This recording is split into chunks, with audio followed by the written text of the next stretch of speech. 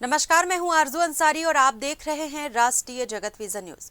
राष्ट्रपति द्रौपदी मुर्मू के अभिभाषण के साथ आज संसद का बजट सत्र शुरू हुआ, लेकिन इस अहम मौके पर कांग्रेस और विपक्ष के हंगामे ने संसदीय मर्यादा को ठेस पहुंचाई।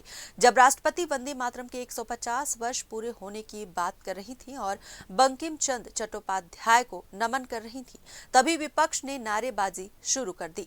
इस पूरे दृश्य को देश ने देखा, जिसने न सिर्फ संसद की गरिमा को ठेस पहुंचाई बल्कि राष्ट्रगीत और महापुरुषों के सम्मान पर भी सवाल खड़े कर दिए।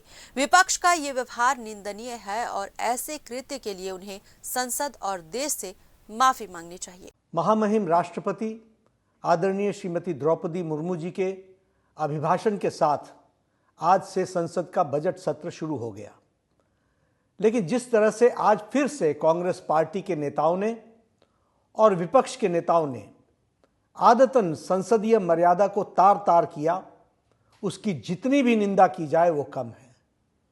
आज जब महामहिम राष्ट्रपति जी संसद के दोनों सदनों को संयुक्त सत्र में अभिभाषण दे रही थी और अपने अभिभाषण में वंदे मातरम के 150वें साल मनाए जाने की बात कर रही थी, बंगाल की धरती से स्वतंत्रता के उद्घोष और अमर मनीषी बंकिम बाबू के कर्तृत्व को याद कर नमन कर रही थी, तभी अराजकतावादी कांग्रेस और इंडी गठबंधन ने हंगामा कर दिया और नारे लगाने लगे।